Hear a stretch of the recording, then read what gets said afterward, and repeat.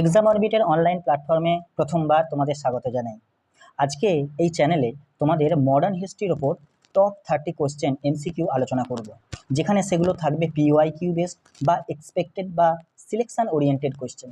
এই মডার্ন হিস্ট্রির কোশ্চেনগুলো বিগত বছরে কিংবা আপকামিং ইয়ারে অবশ্যই আসবে, বা যেগুলো এসেছে সেটা এনটিপিসি, আরআরবি এনটিপিসি হতে পারে, আরআরবি গ্রুপ ডি হতে পারে, সিজিএল, সিএইচএসএল, এমটিএস, সেন্ট্রাল লেভেলের পরীক্ষা কিংবা রাজ্য স্তরের যে কোনো পরীক্ষায় যে কোশ্চেনগুলো বারবার এসেছে তোমাদের পরীক্ষায়, যেগুলো তোমরা বারবার ভুল করো, সেই কোশ্চেনগুলো একবার রিভিশন করে নেওয়ার সময় তোমাদের।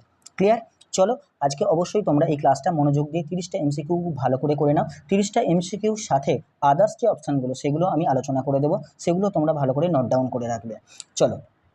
আচ্ছা, ইউটিউবে তোমরা দেখবে যে বিভিন্ন স্যারের বিভিন্ন ক্লাস নেন, ইউটিউবে ভিড় তোমরা অনেক দেখবে, অনেকেই অনেক কিছু শিখতে আসে এখানে, কিন্তু সঠিক গাইডেন্স পায় কতজন, এটাও একটা প্রশ্ন চিহ্নের মুখে, তাই তো।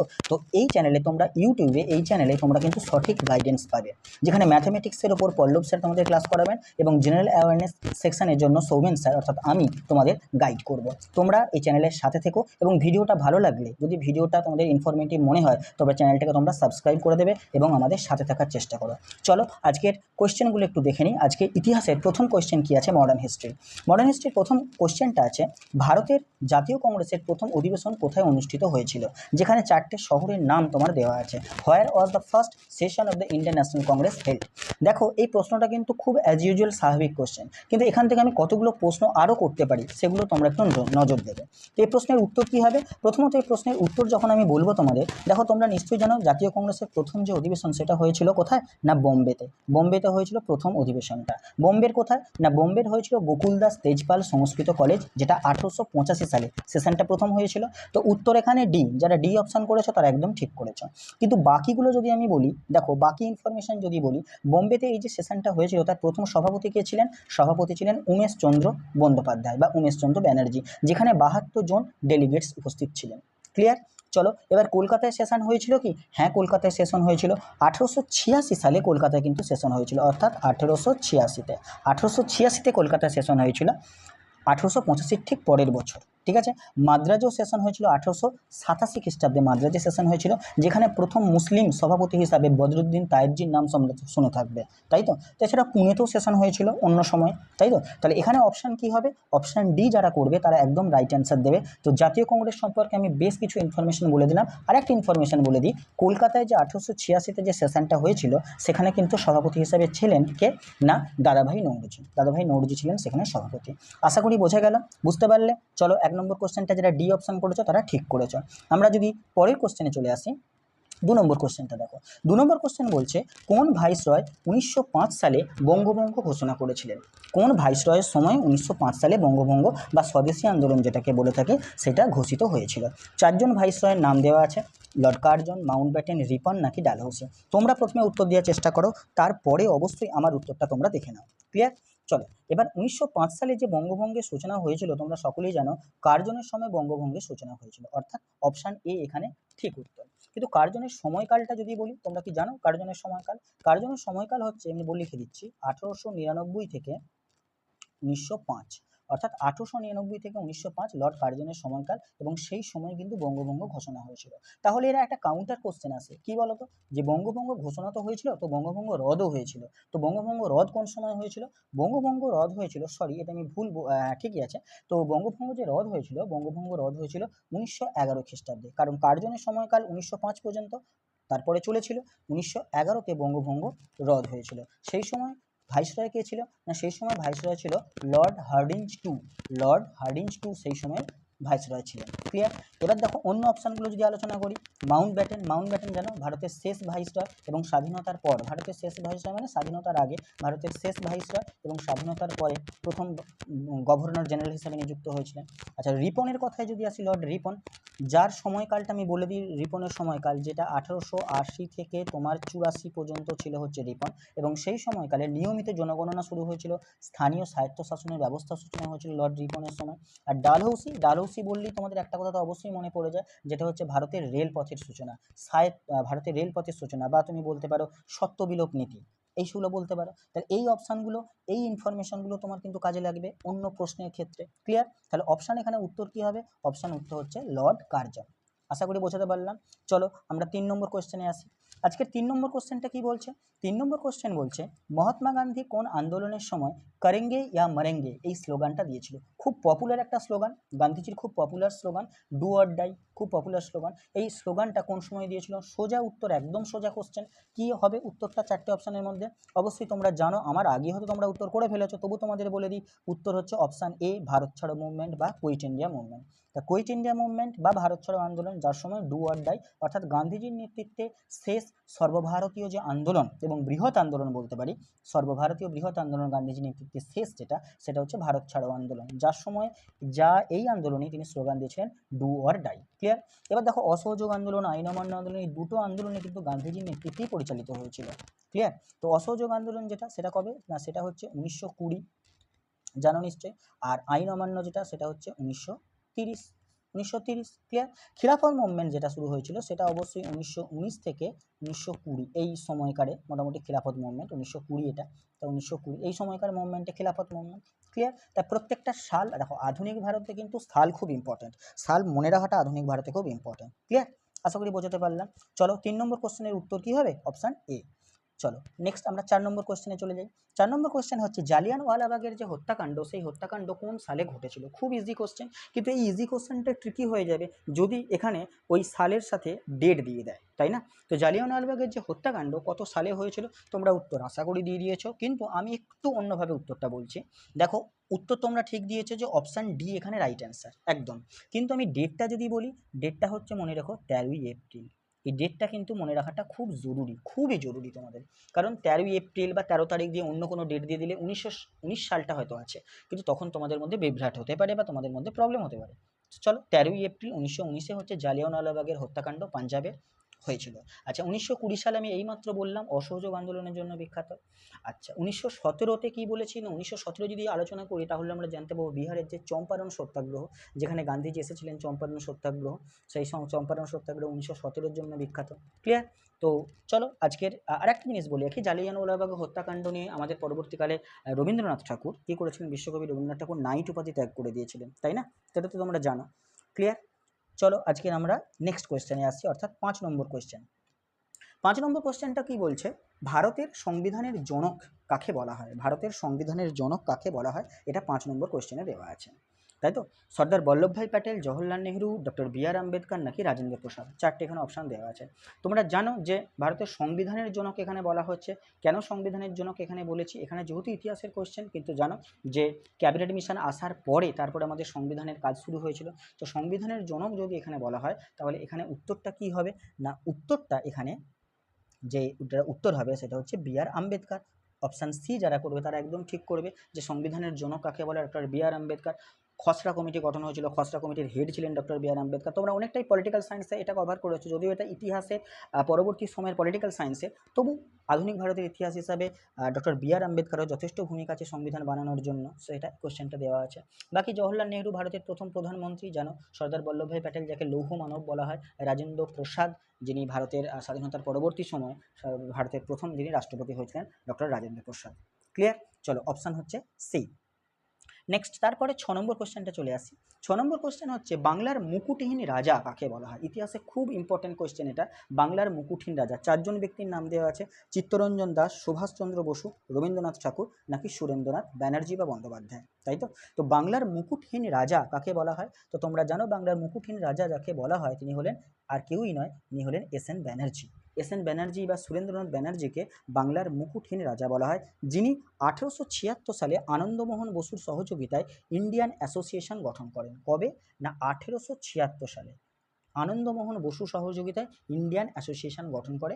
পরে অবশ্য 1885 সালে যখন ওই ইন্ডিয়া আইএনসি অর্থাৎ ন্যাশনাল কংগ্রেস গঠিত হয়, তখন কিন্তু এই যে সংগঠনগুলো তারা প্রায় একসাথে মিশেই গিয়েছিল কাজ করার জন্য। ক্লিয়ার? তো অপশান এখানে কি হবে? অপশান ডি এখানে রাইট অ্যান্সার। আচ্ছা, সুভাষচন্দ্র বসু নিয়ে যদি বলি, তো আজাদ হিন্দ বাহিনীকে যে লিড করার বিষয়টা, সেটা সুভাষচন্দ্র বসু। রবীন্দ্রনাথ ঠাকুর, তিনি তো বিশ্বকবি, কবিগুরু। আর চিত্তরঞ্জন দাস বা সিআর দাস যাকে আমরা বলে থাকি, তো তিনি হলেন চিত্তরঞ্জন দাস বা সিআর দাস, তেনাকে বলা হয় দেশবন্ধু চিত্তরঞ্জন দাস। ক্লিয়ার? আশা করি বোঝাতে বললাম, অপশান ডি এখানে রাইট অ্যান্সার। যদি ভিডিওটা তোমাদের ভালো লাগে অবশ্যই চ্যানেলটাকে সাবস্ক্রাইব করবে। এটা আমাদের প্রথম ভিডিও। নেক্সট টাইম আমাদের আরও ভিডিও আসবে, পল্লব স্যারের ভিডিও আসবে, আমার ভিডিও আসবে, যেগুলো তোমাদের কিন্তু বিপি বা সিএইচএসএল নানান রকম যে পরীক্ষা সেখানে কিন্তু কাজে লাগবে এই ধরনের কোশ্চেনগুলো ইতিহাসে। এরপর আমরা নানান সিরিজ জানবো, তোমাদের ইন্টারেস্টের অনুযায়ী ওপর নির্ভর করবে। তোমাদের যদি কোনো সাজেশন থাকে তোমরা সেটাও বলো। ওকে, চলো আমরা আজকে 7 নম্বর কোশ্চেনে আসি। 7 নম্বর কোশ্চেনটাও ইম্পর্টেন্ট। 1857 সালে মহাবিদ্রোহের সময় ভারতের গভর্নর জেনারেল কে ছিলেন?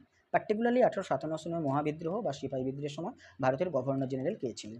4 জন ব্যক্তির নাম দেওয়া আছে এখানে। তো 4 জন ব্যক্তির নাম অনুসারে তোমাদের কি মনে হচ্ছে এটা কি উত্তর হতে পারে? হ্যাঁ স্যার, একদম ঠিক বলছেন। উত্তরটা হচ্ছে অপশান বি, ক্যানিং। ক্যানিং ছিলেন তৎকালীন দিনে ভারতের গভর্নর জেনারেল যখন মহাবিদ্রোহ হয়েছিল। ক্যানিং, তাই তো? তো ক্যানিং তো ভারতের শেষ গভর্নর জেনারেল এবং তথাপি তিনি ভারতের প্রথম ভাইসরয় লর্ড ক্যানিং। 1857 সালে বিদ্রোহের আগে পর্যন্ত বা বিদ্রোহের সময় তিনি ছিলেন ভারতের শেষ গভর্নর জেনারেল, তার পরবর্তী সময় তিনি ভারতের প্রথম ভাইসরয় হয়েছিলেন। কারণ কোম্পানির শাসন থেকে মানে রানীর শাসন বা কোম্পানির শাসন যেটা, সেখান থেকে পরবর্তীকালে ক্ষমতা ট্রান্সফার হয় রানীর শাসনে, তাই তো? আচ্ছা, এবার এলগিন যদি বলি, এলগিন ছিল 1862 থেকে 63, একটা বছর 1862 থেকে 63 পর্যন্ত এলগিন ছিল। ক্লিয়ার? ডালহৌসি আমি আগেই বলেছি 1848 থেকে 1856 সাল পর্যন্ত ডালহৌসি ছিল। এবং যদি বলি বেন্টিং, তার সতীদাহ প্রথারোধ, বা তুমি বলতে পারো যে বেন্টিং ভারতের প্রথম গভর্নর জেনারেল হয়েছিলেন, যে 1833 সালের যে চ্যাটার অ্যাক্ট, সেই চ্যাটার অ্যাক্ট অনুযায়ী ভারতের প্রথম গভর্নর জেনারেল হয়েছিলেন বেন্টিং, তাই তো? তাহলে উত্তর এখানে কি হবে? উত্তর এখানে অপশান বি হবে, লর্ড ক্যানিং, যিনি ভারতের গভর্নর জেনারেল ছিলেন 1857 মহাবিদ্রোহের সময়। চলো আমরা আজকের 8 নম্বর কোশ্চেনে চলে আসি। 8 নম্বর কোশ্চেনটা কি বলছে? ভারতীয় জাতীয় কংগ্রেসের প্রথম মহিলা সভাপতি কে ছিলেন? ভারতীয় জাতীয় কংগ্রেসের প্রথম মহিলা সভাপতি। দেখো, মডার্ন হিস্ট্রির ইতিহাসে বা মডার্ন হিস্ট্রি থেকে যা যা কোশ্চেন আসে সেখানে কিন্তু আইএনসি অর্থাৎ ইন্ডিয়ান ন্যাশনাল কংগ্রেস খুব ইম্পর্টেন্ট একটা পার্ট, যেখান থেকে একাধিক কোশ্চেন বারবার বিভিন্ন পরীক্ষায় এসেছে। যার জন্য আমি এই সেশনেও বেশ কিছু কোশ্চেন আমি মডার্ন হিস্ট্রির মধ্যে আইএনসির পার্টটা থেকে রেখেছি, অর্থাৎ ইন্ডিয়ান ন্যাশনাল কংগ্রেসের পার্টটা থেকে রেখেছি। তারই মধ্যে একটা কোশ্চেন এটা, যে প্রথম মহিলা সভাপতি কে ছিলেন জাতীয় কংগ্রেসের। এখানে দুটো টুইস্ট আছে, কি বলতো?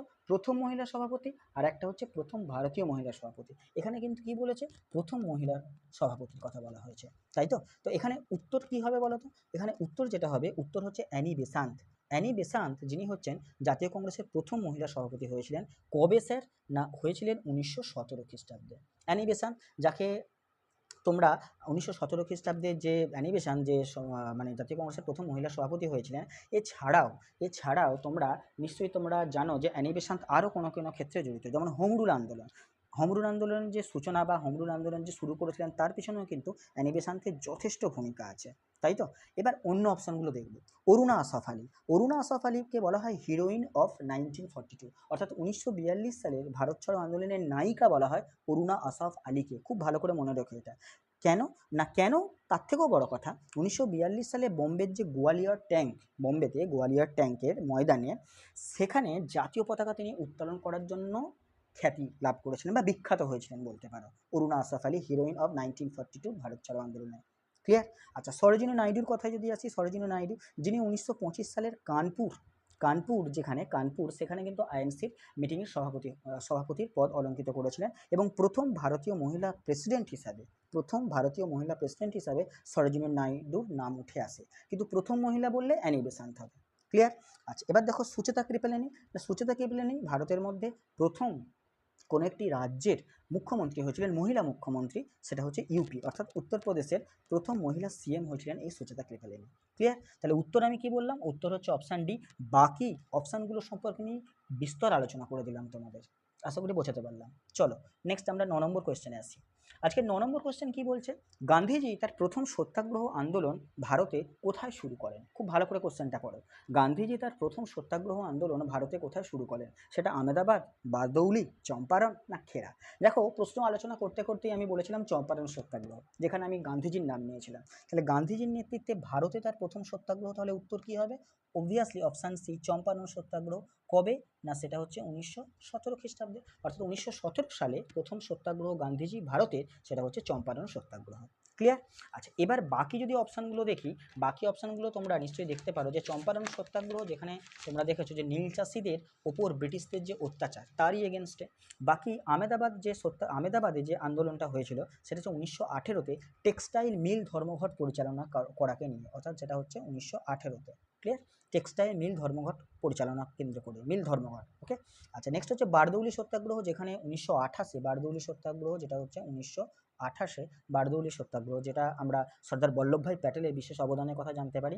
আর খেদা সত্যাগ্রহ যেটা আমি বলি সেটা 1918-তে, সেটা কৃষকদের যে খাজনা মুকুব, কৃষকদের খাজনা মুকুবের দাবিতে সেটা হচ্ছে সত্যাগ্রহটা হয়েছিল, সেটা হচ্ছে খেদা সত্যাগ্রহ। তাহলে 4টে আন্দোলন বা সত্যাগ্রহ নিয়ে আমি আলোচনা করে দিলাম বিস্তর। তোমরা প্রত্যেকটা জিনিস কিন্তু খুব ভালোভাবে পড়ে রেখো, প্রত্যেকটা জিনিস খুব ভালোভাবে পড়ে রেখো, তাতে তোমাদেরই তোমরাই লাভবান হবে। চলো আজকের নেক্সট কোয়েশ্চেন 10 নম্বর কোয়েশ্চেনে চলে আসি। 10 নম্বর কোয়েশ্চেনটা কী বলছে না, 10 নম্বর কোয়েশ্চেন বলছে মুসলিম লীগ কোন সালে প্রতিষ্ঠিত হয়, মুসলিম লীগ কোন সালে প্রতিষ্ঠিত হয়। তো এখানে 4টে সাল তোমার দেওয়া আছে। তোমরা জানো যে মুসলিম লীগ প্রতিষ্ঠিত হয়েছিল কিন্তু ঢাকাতে। তাহলে কোন সালে হবে এখানে অপশান অনুযায়ী, এখানে উত্তর হবে অপশান ডি, 1906 সালে। 1906 সালে মুসলিম লীগ প্রতিষ্ঠিত হয় ঢাকাতে। ঢাকার নবাব খাজা সলিমুল্লাহর নেতৃত্বে দল গঠিত হয় মুসলিম লীগ 1906-এ। আচ্ছা 1907-এ আমরা জানি নরমপন্থী আর চরমপন্থীদের যে বিভাজন হয়, আইএনসির মিটিংয়ে নরমপন্থী চরমপন্থী সুরাট অধিবেশনে বিভাজন হয়ে যায়। 1911-তে কী আছে না, 1911-তে বঙ্গভঙ্গ রদ, একটু আগে আলোচনা করলাম বঙ্গভঙ্গ রদ, লর্ড হার্ডিঞ্জ টু তখন ভাইসরয় ছিলেন। আচ্ছা আর 1905 মানে বঙ্গভঙ্গের শুরু বা স্বদেশী আন্দোলনের শুরু। ক্লিয়ার?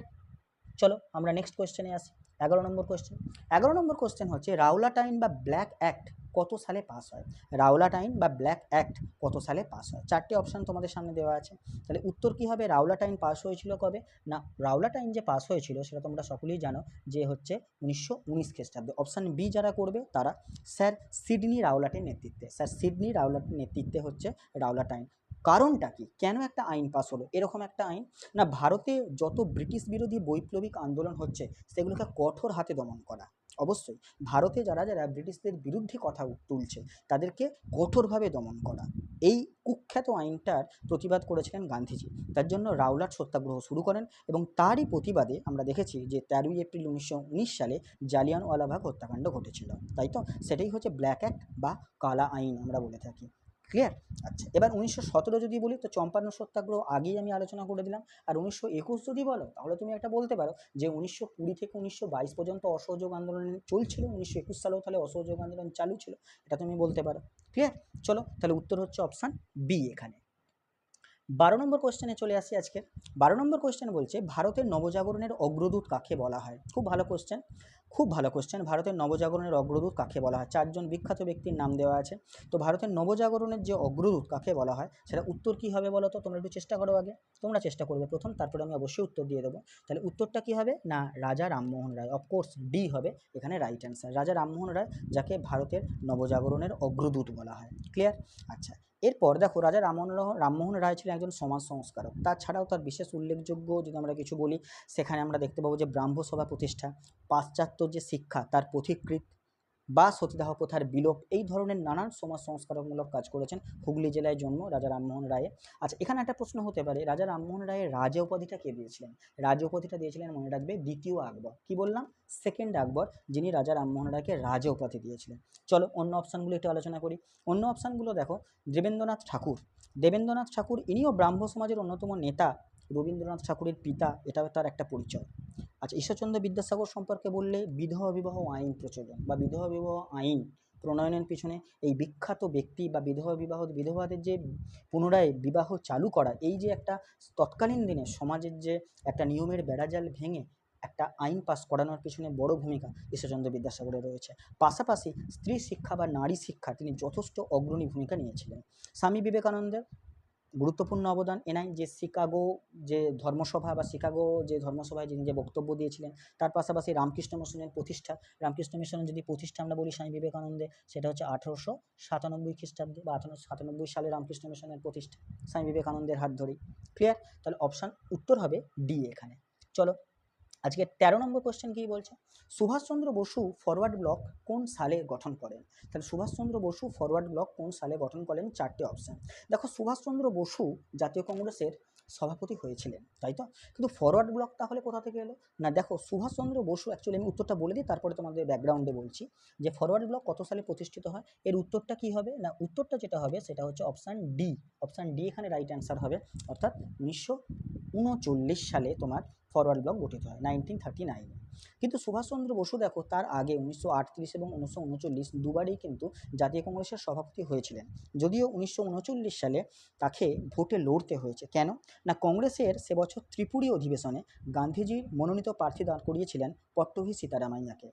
ক্লিয়ার? সেই পট্টভি সীতারামাইয়াকে পরাজিত করে গান্ধীজি সেকেন্ড বার প্রেসিডেন্ট হয়েছিলেন। কেন না, 38 সালে তিনি প্রেসিডেন্ট ছিলেন, 39 সালে প্রেসিডেন্ট হওয়ার জন্য তাকে কিন্তু ভোটের মাধ্যমে জিতে অর্থাৎ পট্টভি সীতারামাইয়াকে হারিয়ে তাকে প্রেসিডেন্ট হতে হয়েছে।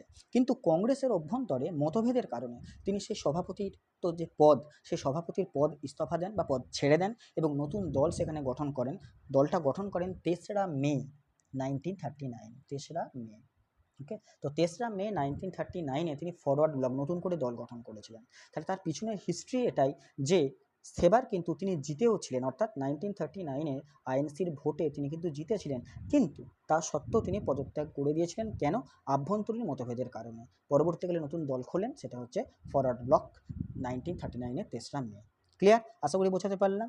চলো, 1938 আমি বললাম যে কংগ্রেসের যে সভাটা হয়েছিল, সুভাষচন্দ্র বসু সেখানে সভাপতি ছিলেন, সেটা হচ্ছে হরিপুরা সভা, হরিপুরায় হয়েছিল। আচ্ছা, 1940 সাল যদি বলি কিছুর জন্য কিছু বিখ্যাত কিনা, না ব্রিটিশরা অবভিয়াসলি নেত্রী সুভাষচন্দ্র বসুকে তাকে গৃহবন্দী করে 1940 সালে, এবং 41 সালে তিনি মানে কি বলবো, তিনি দেশত্যাগ করেছিলেন। 41 সালে তিনি দেশত্যাগ করেছিলেন, তাই তো, মানে দেশত্যাগ করে চলে গিয়েছিলেন। 1942 সাল যদি বলি, রাসবিহারী বসু ইন্ডিয়ান ইন্ডিপেন্ডেন্স লীগ গঠন করেছিলেন। রাসবিহারী বসু ইন্ডিয়ান ইন্ডিপেন্ডেন্স লীগ গঠন করেছিলেন 1942 সালে। ক্লিয়ার? তাহলে বাকি ইনফরমেশনগুলো যা যা বললাম সেই ইনফরমেশনগুলো মনে রাখার চেষ্টা করবে, অবশ্যই মনে রাখার চেষ্টা করবে, কারণ সেখান থেকে কোশ্চেন আসলেও আসতে পারে। তাহলে 13 উত্তর হবে ডি। চলো আজকে 14 নম্বর কোশ্চেনটা একটু দেখে নিই। 14 নম্বর কোশ্চেনটা বলছে সাইমন কমিশন কোন সালে ভারতে এসেছিল। খুব ভালো কোশ্চেন।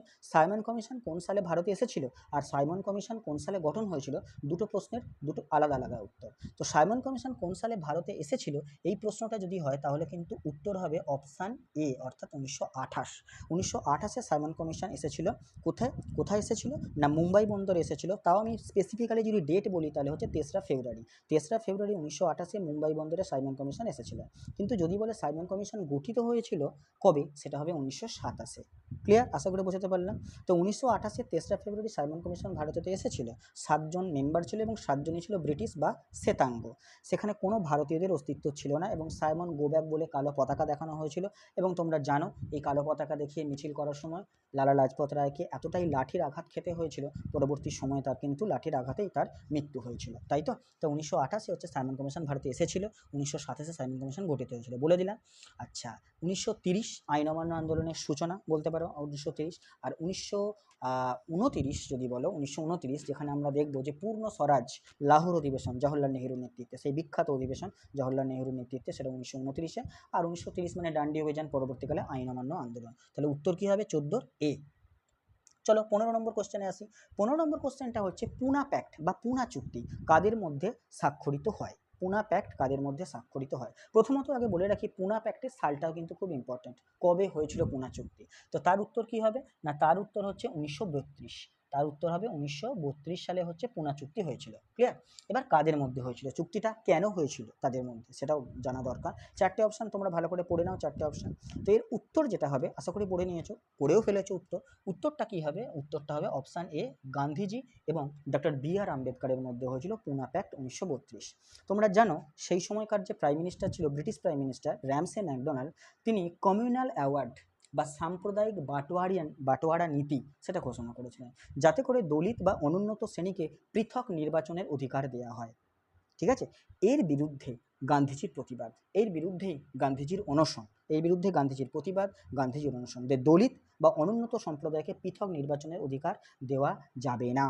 ঠিক আছে? আমরা ভারতবাসী, আমরা ডিসিশন নেব, আমরা সবাই মিলে একসাথে থাকব। তো গান্ধীজি এই হচ্ছে তার প্রতিবাদ। এবং এই কমিউনাল বা সাম্প্রদায়িক যে ভাগবাটোয়ারা, এই বিষয়টা কিন্তু তৎকালীন দিনে ব্রিটেনের প্রাইম মিনিস্টার চেয়েছিল এটা করতে, তার বিরুদ্ধেই কিন্তু গান্ধীজির এই অনশন।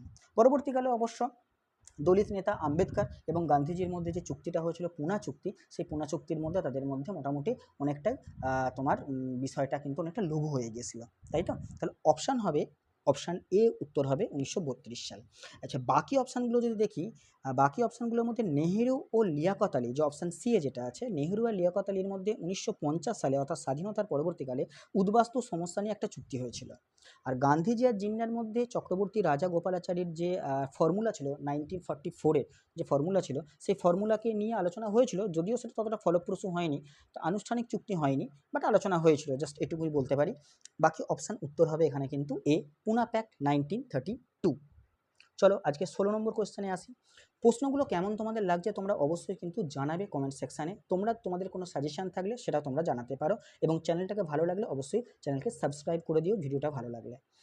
16 নম্বর কোয়েশ্চেনে আসি। কোন ঘটনার পর গান্ধীজি অসহযোগ আন্দোলন প্রত্যাহার করে নেন? তো গান্ধীজি অসহযোগ আন্দোলন প্রত্যাহার করে নেন কোন ঘটনার পর? তোমরা জানো যে অসহযোগ আন্দোলনের সূচনা হয়েছিল 1920 সালে, তো সেটা প্রত্যাহার করা হয়েছিল 1922 সালে, তাই তো? এটা তোমাদের জানা, আশা করি যারা ইতিহাস পড়েছো তারা জানো যে 1920-তে যে আন্দোলনের সূচনা, সেই আন্দোলনটা চলেছিল 1922 পর্যন্ত, তাই তো? তো প্রত্যাহার করে নিয়েছিলেন কোন ঘটনার পর? এখানে 4টে ঘটনার কথা দেওয়া আছে: জালিয়ানওয়ালাবাগ হত্যাকাণ্ড, কাকোরি ষড়যন্ত্র মামলা, ডান্ডি অভিযান, নাকি চৌরি চৌড়ার ঘটনা। তো যারা উত্তর করা তারা অলরেডি করে ফেলেছে যে স্যার হ্যাঁ, চৌরি চৌড়ার ঘটনা। তার জন্য গান্ধীজি কী করেছিল? অসহযোগ আন্দোলনকে প্রত্যাহার করে নিয়েছিল, যেটা হয়েছিল 1922 সালে। কোথায়? না উত্তরপ্রদেশের গোরক্ষপুর জেলায়। কি হয়েছিল অ্যাকচুয়ালি ঘটনাটা? না চৌরি চৌড়া গ্রামে ভগবান আহির নামে এক স্বেচ্ছাসেবীকে পুলিশ অকথ্য নির্যাতন করে। তার ফলে সেখানকার যে ক্ষিপ্ত জনতা, সেই ক্ষিপ্ত জনতা তখন থানায় কি করে দেয়? আগুন সংযোগ বা অগ্নিসংযোগ করে দেয়। তাতে 22 জন পুলিশ কর্মীর নিহত হয়। এটা তোমাদের মনে হতে পারে তাতে আর কী হয়েছে, ব্রিটিশরা এত অত্যাচার করেছে, আমরা যদি তার প্রত্যাঘাত করি তো কী হবে? কিন্তু অসহযোগ আন্দোলন, গান্ধীজির নেতৃত্বে আন্দোলনের যে মূল ফান্ডা ছিল, মূল যে বেসিক পয়েন্ট ছিল, সেটা হচ্ছে কি বলতো? অহিংসা। কিন্তু এর মধ্যে কি ঢুকে গেছে? ভারতীয়দের দ্বারা হিংসা। তো যার জন্য গান্ধীজি কিন্তু এটা বরদাস্ত করেননি। তিনি করেছিলেন কি? আন্দোলনটাকে প্রত্যাহার করে নিয়েছিলেন। যে অহিংসার বাতাবরণ নিয়ে আমরা আন্দোলনে নেমেছিলাম, সেই অহিংসার বাতাবরণ তো আর থাকছে না, যেখানে হিংসা ঢুকে গেছে। সেই জন্য গান্ধীজি কী করলেন? যেহেতু গান্ধীজির এটা অহিংস আন্দোলন ছিল, তার মধ্যে সহিংসতা ঢুকে গেছে, সেজন্য গান্ধীজি এটাকে প্রত্যাহার করে নেন 1922 খ্রিস্টাব্দে গোরক্ষপুরের ঘটনার জন্য। আশা করি বোঝাতে পারলাম। দেখো, জালিয়ানওয়ালাবাগের হত্যাকাণ্ড আমি আগেই আলোচনা করলাম, 13 এপ্রিল 1919-এ। কাকোরি ষড়যন্ত্র মামলা, এটা কিন্তু খুব ইম্পর্টেন্ট। যেটা হয়েছিল কবে? না, যেটা হয়েছিল হচ্ছে 1925-এ। কাকোরি ষড়যন্ত্র মামলা মনে রাখবে 1925-এ হয়েছিল। কাকোরি স্টেশনে, লখনৌ থেকে বেশ কিছুটা দূরে কাকোরি স্টেশনে দুঃসাহসী এক রেল ডাকাতি, যেখানে রামপ্রসাদ বিসমিল, রাজেন্দ্র লাহিড়ির মতো ব্যক্তিত্বের নাম জড়ানোর খবর পাওয়া যায়, বা নাম জড়ানোর কথা আমরা জানতে পারি। ডান্ডি অভিযান, যেটা আমরা বললাম যে লবণ আইন ভঙ্গ করে আইন অমান্য আন্দোলনের সূচনা। তাহলে উত্তর কী হবে? অপশান ডি এখানে রাইট অ্যান্সার। চলো আজকের 17 নম্বর কোয়েশ্চেন কী বলছে? 17 নম্বর কোয়েশ্চেন বলছে যে গদর পার্টি কোথায় প্রতিষ্ঠিত হয়েছিল? গদর পার্টি কোথায় প্রতিষ্ঠিত হয়েছিল? তার জন্য দেখো তোমাদের অপশান দেওয়া আছে, 4টে অপশান দেওয়া আছে: লন্ডন, টোকিও, সান ফ্রান্সিসকো, নাকি হচ্ছে বার্লিন। কোথায় গদর পার্টি প্রতিষ্ঠিত হয়েছিল? তো দেখো, গদর পার্টির যে প্রতিষ্ঠিত হয়েছিল সেটা হচ্ছে সান ফ্রান্সিসকো, অর্থাৎ সান ফ্রান্সিসকো শহরে হচ্ছে গদর পার্টি প্রতিষ্ঠিত হয়েছিল। গদর শব্দের অর্থ হতো বিপ্লব সান ফ্রান্সিসকোতে। তো গদর পার্টি প্রতিষ্ঠিত হয়েছিল কবে? সেটা তোমরা কমেন্ট সেকশানে কমেন্ট করে জানাবে যে গদর পার্টির প্রতিষ্ঠা কোন সালে। এটা তোমাদের হোম টাস্ক বলতে পারো বা হোমওয়ার্কও বলতে পারো। বাকি অন্য কোনো অপশানগুলো নিশ্চয়ই হবে না। চলো আজকের 18 নম্বর কোয়েশ্চেনে আসি।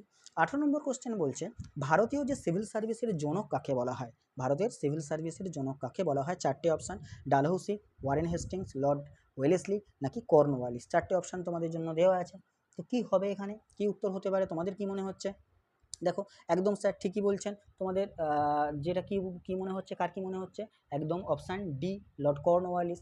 লর্ড কর্নওয়ালিসকে সিভিল সার্ভিসের জনক বলা হয়। কর্নওয়ালিসের সময়কালটা যদি আমরা দেখি, তাহলে দেখব যে 1786 থেকে 1793 এই ছিল কর্নওয়ালিসের সময়কাল। ক্লিয়ার? তো সিভিল সার্ভিসের জন্য পুলিশি ব্যবস্থা, তার সঙ্গে সঙ্গে চিরস্থায়ী বন্দোবস্ত, সেটাও তোমার লর্ড কর্নওয়ালিসের কৃতিত্বের মধ্যে পড়ে। আচ্ছা, ডালহৌসির ক্ষেত্রে আমি আগেই আলোচনা করেছি, বারবার আলোচনা করেছি, রেলপথের সূচনা, সত্যবিলোপ নীতি। আচ্ছা, ওয়ারেন হেস্টিংস সম্পর্কে তোমরা যদি কিছু বলো, যে ওয়ারেন হেস্টিংস সম্পর্কে কী আছে, না বাংলার তিনি প্রথম গভর্নর জেনারেল ছিলেন ওয়ারেন হেস্টিংস। তারপরে ওয়েলেসলি আছে অপশানে, ওয়েলেসলি হলে অধীনতামূলক মিত্রতা নীতি চলে আসে, ওয়েলেসলি। ক্লিয়ার? তাহলে বাকি অপশানগুলো আমরা আলোচনা করে দিলাম। তাহলে উত্তর হচ্ছে কি এখানে ডি। 19 নম্বর কোশ্চেনে আসি। 19 নম্বর কোশ্চেন হচ্ছে থিওজফিক্যাল সোসাইটির যার সদর দপ্তর ভারতের কোথায় ছিল? 4টে অপশান এখানে। থিওজফিক্যাল সোসাইটি যার সদর দপ্তর ভারতে ছিল কোথায়? 4টে অপশন। প্রথম কথা, থিওজফিক্যাল সোসাইটি এর উদ্দেশ্য কী ছিল আগে বলে দিই, তারপরে উত্তরটা বলে দিচ্ছি। থিওজফিক্যাল সোসাইটির ভারতের উদ্দেশ্য ছিল প্রাচীন যে ধর্ম, বিজ্ঞান আর দর্শনের চর্চা করা, তার সাথে সাথে সুপ্ত যে আধ্যাত্মিক বিকাশ, তার বিকাশকে কী করা? সাধনা করা, তার সঙ্গে সকল মানুষকে ভ্রাতৃত্বের বন্ধনে আবদ্ধ করা। এই ছিল থিওজফিক্যাল সোসাইটির মেন উদ্দেশ্য। কিন্তু এর সদর দপ্তর তারা কোথায় করেছিল? তো উত্তর যেটা হবে এখানে, উত্তর যেটা হবে সেটা হচ্ছে অপশান এ। অপশান এ এখানে হবে মাদ্রাস। মাদ্রাসের আদ্রিয়ারে থিওজফিক্যাল সোসাইটির সদর দপ্তর ছিল, যাদের মেন উদ্দেশ্য ছিল যে জিনিসগুলো আমি এইমাত্র আলোচনা করে দিলাম তোমাদের। ক্লিয়ার? বাকিগুলো তো এখানে হচ্ছে না, না বম্বে, না বেনারস, না কলকাতা, কোনোটাই এখানে হবে না। চলো আজকের 19 নম্বর থেকে 20 নম্বর কোয়েশ্চেনে যাব আমরা। 20 নম্বর কোয়েশ্চেন আবারও গান্ধীজির সমসাময়িক ওই সময়কার কোয়েশ্চেন। গান্ধী আরউইন চুক্তি, গান্ধী আরউইন চুক্তি যেটা কোন সালে স্বাক্ষরিত হয়? খুব ইম্পর্ট্যান্ট, খুবই ইম্পর্ট্যান্ট। গান্ধী আরউইন চুক্তি, যেটাকে আমরা আরেকটা নাম বলতে পারি, কি জানো? তোমরা কি জানো সেটা আরেকটা কি নাম? তার নাম হচ্ছে দিল্লি চুক্তি। যদি না জেনে থাকো জেনে রাখো যে দিল্লি চুক্তি। তো গান্ধী আরউইন চুক্তির আরেকটা নাম হচ্ছে দিল্লি চুক্তি। যেটা কোন সালে স্বাক্ষরিত হয় মনে রাখবে, সেটা স্বাক্ষরিত হয় সালটা তো অবশ্যই 1931, তার সঙ্গে তোমাকে মনে রাখতে হবে ডেটটা। কি বলো তো ডেটটা? 5ই মার্চ। 5ই মার্চ গান্ধী আরউইন চুক্তি বা দিল্লি চুক্তি হয়েছিল। উদ্দেশ্য কী ছিল? অর্থাৎ আরউইনের সঙ্গে গান্ধীজির চুক্তিটা হয়েছিল, উদ্দেশ্য কী ছিল? উদ্দেশ্য ছিল লবণ যে তৈরি, সেই লবণ তৈরিতে আইনসঙ্গত বলে স্বীকৃতি দেওয়া, কিংবা দমনমূলক আইন ও অর্ডিন্যান্সটাকে প্রত্যাহার করে নেওয়া, আর আইন না ভেঙে পিকেটিং করা যেন যায় সেই বিষয়ে পারমিশন দেওয়া। তাছাড়া আরও চুক্তির আরও অনেক লক্ষ্যমাত্রা ছিল। মেনলি লবণ আইন সঙ্গত, লবণ তৈরি ভারতীয়দের পক্ষে সঙ্গত, এটা স্বীকৃতি দেওয়া কিন্তু গান্ধীজির সঙ্গে আরউইনে হয়েছিল। কবে? 1931-এর 5ই মার্চ, অর্থাৎ 1931-এর 5ই মার্চ হচ্ছে গান্ধী আরউইন চুক্তি হয়েছিল। অপশান এ এখানে রাইট অ্যান্সার। চলো আজকের 21 নম্বর কোয়েশ্চেনটা একটু দেখি। 21 নম্বর কোয়েশ্চেনটা হচ্ছে আর্য সমাজ কে প্রতিষ্ঠা করেন? খুব ইম্পর্টেন্ট কোয়েশ্চেন। আর্য সমাজ, আর্য সমাজ কে প্রতিষ্ঠা করেন? 4টে অপশান দেওয়া আছে। আর্য সমাজের মেন উদ্দেশ্য যদি তোমার জানা থাকে, অর্থাৎ আর্য সমাজ কি কাজ, আর্য সমাজে কি কাজ, সেটা যদি তোমার জানা থাকে, তাহলে আর্য সমাজ কে প্রতিষ্ঠা করেছে সেটা নিশ্চয়ই তুমি ভুলবে না। তো স্বামী দয়ানন্দ সরস্বতী এখানে রাইট অ্যান্সার হবে। যারা বলছো স্বামী দয়ানন্দ সরস্বতী, তারা একদম ঠিক বলছো। স্বামী দয়ানন্দ সরস্বতী আর্য সমাজ প্রতিষ্ঠা করেন। সেটা কবে না সেটাও বলে দিই, যে 1875 সালে। কোথায়? না বোম্বেতে। বোম্বেতে দয়ানন্দ সরস্বতী আর্য সমাজ প্রতিষ্ঠা করেন, যার মেন যে বাক্য ছিল, মেন যে বাক্যটা ছিল সেটা হচ্ছে বৈদিক শাস্ত্রে ফিরে যাও, বেদে ফিরে যাও, বলে না? তো সেই জিনিসটাই হচ্ছে স্বামী দয়ানন্দ সরস্বতীর আর্য সমাজ। ক্লিয়ার? আচ্ছা, রাজা রামমোহন রায় একজন সমাজ সংস্কারক, আমি আগেই বলেছি সত্যাহ প্রথা।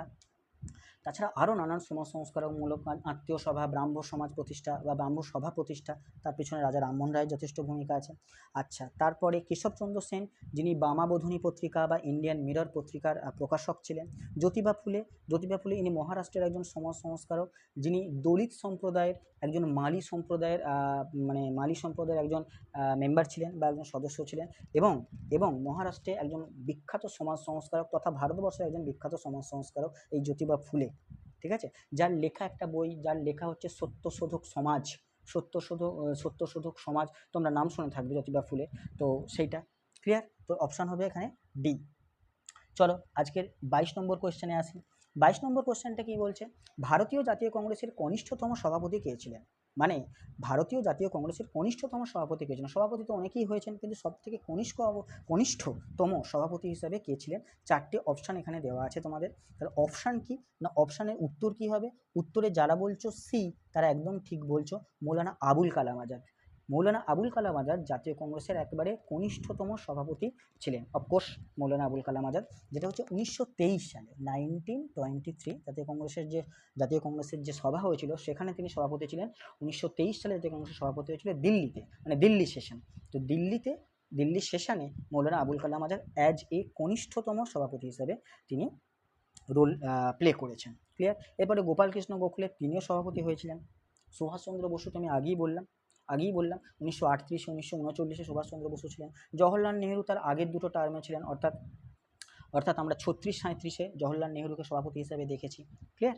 আশা করি বোঝাতে পারলাম। চলো আমরা তাহলে উত্তর কী হবে? Option C.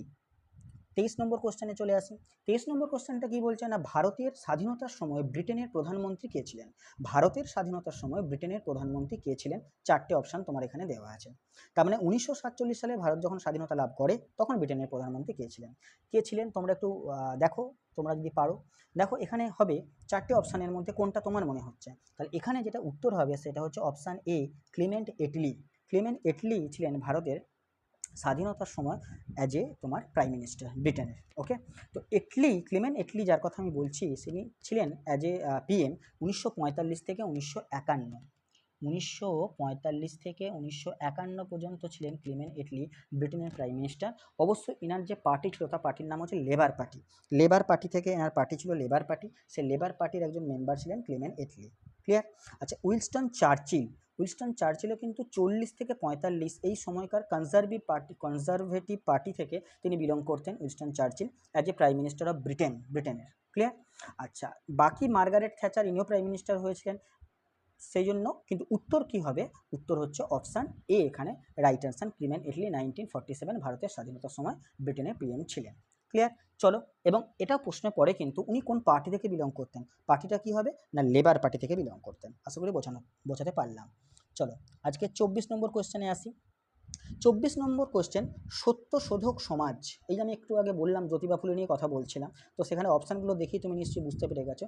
সত্যশোধক সমাজ একজন বিখ্যাত সমাজ সংস্কারক, তো সত্যশোধক সমাজকে প্রতিষ্ঠা করেছিলেন। উত্তর আমি আগেই বলে দিয়েছি তোমাদের, তো উত্তর এখানে হবে কে? জ্যোতিবা ফুলে, মহারাষ্ট্রের সমাজ সংস্কারক জ্যোতিবা ফুলে। আচ্ছা, বাকি বি.আর. আম্বেদকর যিনি খসড়া কমিটির মেম্বার ছিলেন, ভারতের যে সংবিধান তৈরিতে যিনি খসড়া কমিটির যিনি চেয়ারপারসন ছিলেন সেই বি.আর. আম্বেদকর। আর শ্রীনারায়ণ গুরু, ইনি ছিলেন একজন সমাজ সংস্কারক। চলো, আজকে তাহলে উত্তর কী হবে? 24-এর বি। 25 নম্বর কোশ্চেনে চলে আসি আজকে। 25 নম্বর কোশ্চেনটা বলছে, ভারতীয় জাতীয় কংগ্রেসের যে পূর্ণ স্বরাজ এটা গৃহীত হয়েছিল কোন অধিবেশনে? অধিবেশন থেকে জাতীয় কংগ্রেস থেকে বেশ কিছু কোশ্চেন রেখেছি, দেখতেই পাচ্ছ তোমরা, যে পূর্ণ স্বরাজ কবে গৃহীত হয়েছিল। খুব ইম্পর্টেন্ট, বারবার পরীক্ষায় আসা একটা কোশ্চেন, এটা মনে রাখবে যে কবে গঠিত হয়েছিল। এটা হচ্ছে লাহোর সেশন, রাভি নদীর তীরে 1929 যে বছর জওহরলাল নেহরু সভাপতি হয়েছিলেন। জওহরলাল নেহরু সভাপতি হয়েছিলেন সে বছর 1929 লাহোর অধিবেশন, সেখানে পূর্ণ স্বরাজ গৃহীত হয়েছিল।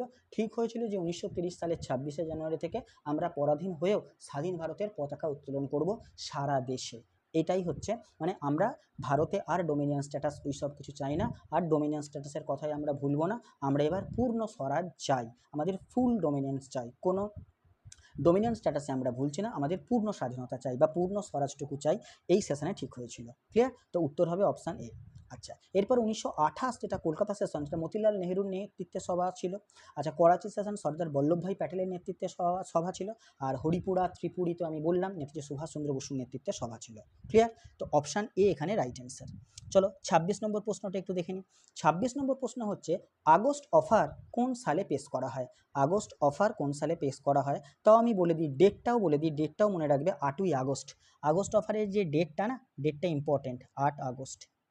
আশা করি বোঝাতে পারলাম। তো 8 আগস্ট অফার কোন সালে পেশ করা হয়, সালটা তোমাকে বলতে হবে। উত্তর কি না, উত্তর হচ্ছে 1940, অর্থাৎ ডি। 1940-এর 8 আগস্ট সিমলাতে পেশ করা হয়েছিল। উদ্দেশ্য কী ছিল জানো কি? জেনে নাও একবার উদ্দেশ্যটা, যদি যাদের জানা নেই তারা একটু শুনে নাও কী উদ্দেশ্য ছিল। ডোমিনিয়ন স্ট্যাটাস, দ্বিতীয় বিশ্বযুদ্ধের পর ভারতীয়দের নিজেদের সংবিধান তৈরির জন্য একটা প্রতিনিধি দল গঠনের কথা বলা হয়। ক্লিয়ার? তার মানে স্বাধীনতা যত এগিয়ে আসছিল, 47 সালে স্বাধীনতা হয়, তার আগে 40 সালে দেখো সেখানে আগস্ট অফারে বলা হচ্ছে ডোমিনিয়ন স্ট্যাটাসের কথা। আর যেহেতু 40 সাল দ্বিতীয় বিশ্বযুদ্ধ সেই সময় চলছে, এটাও বলা হচ্ছে যে ভারতীয় নিজেদের একটা সংবিধান তৈরির জন্য একটা প্রতিনিধি দল গঠনের কথা বলা হচ্ছে। তো এইটাই হচ্ছে আগস্ট অফারের মধ্যে আরও অনেক কিছু জিনিস আছে, এগুলো হচ্ছে মেন জিনিস যেটা আমি তোমাদের বলে দিলাম, যেটা অপশান উত্তর হবে ডি এখানে রাইট অ্যান্সার। এবার দেখো 1942 আমরা ভারত ছাড়ো আন্দোলনের নাম জানি, বা ভারত ছাড়ো আন্দোলন, কুইট ইন্ডিয়া মুভমেন্ট নিয়ে আমি আগে আলোচনা করেছি। 1939 সাল বলতে পারো, 1939 সাল মানে দ্বিতীয় বিশ্বযুদ্ধ শুরু হয়ে গেছে।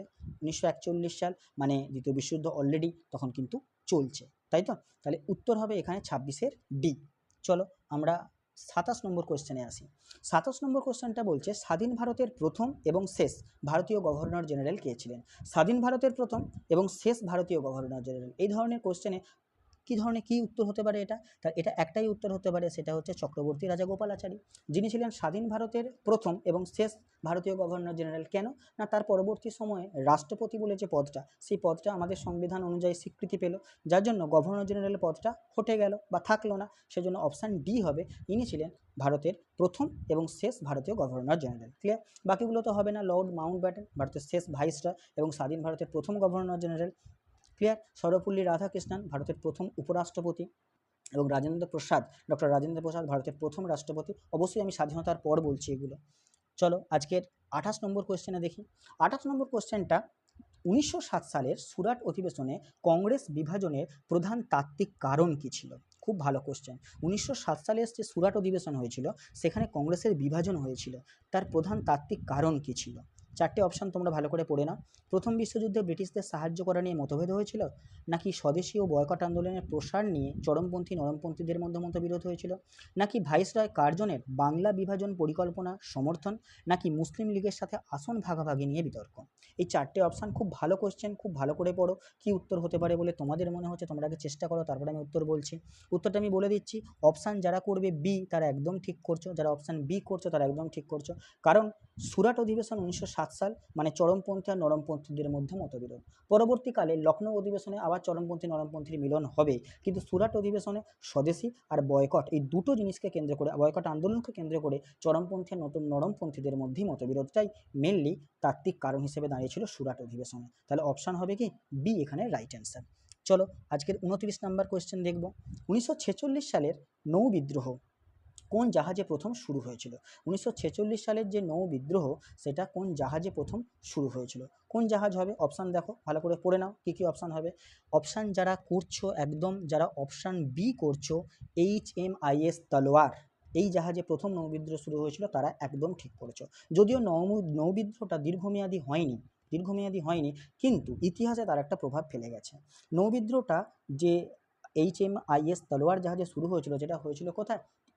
আরব সাগরে, অর্থাৎ আরব সাগরের তীরে, মুম্বাই, মহারাষ্ট্রে, যেখানে নিম্নমানের খাবার, ব্রিটিশ ও ভারতীয় যে সেনাদের যে বেতন বৈষম্য বা বর্ণবিদ্বেষী আচরণ, এই সমস্ত নিয়ে কিন্তু এর সূত্রপাত হয়েছিল, যেটা পরবর্তীকালে MS খান এবং মদন সিংয়ের নেতৃত্বে নৌবিদ্রোহ কিন্তু ভয়ঙ্কর রূপ নেয়। আরেকবার নামটা বলি, MS খান এবং মদন সিং, তার নেতৃত্বে কিন্তু নৌবিদ্রোহ পরবর্তীকালে ভয়ঙ্কর রূপ নেয়।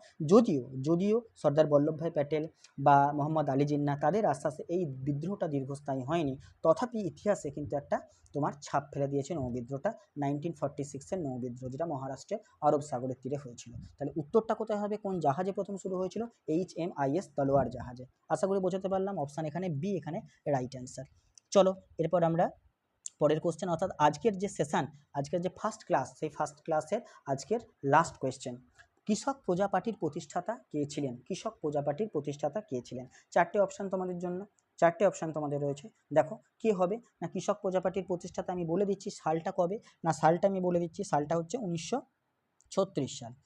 1936 সালে কৃষক প্রজাপার্টি প্রতিষ্ঠিত হয়েছিল, এবং যিনি প্রতিষ্ঠা করেছিলেন তার আরেকটি নামও আছে, শের-ই-বাংলা নামে পরিচিত। শের-ই-বাংলা, তাই তো? আশা করি এবার বুঝতে পেরে গেছে উত্তর কী হবে। অবশ্যই ফজলুল হক, একদম ফজলুল হকের নেতৃত্বে কৃষক প্রজাপার্টি প্রতিষ্ঠিত হয়। তাও প্রতিষ্ঠিত হয় কোথায়? ঢাকায় প্রতিষ্ঠিত হয়। এবং এখানে একটা বিখ্যাত স্লোগান ছিল, কী বলতো স্লোগানটা?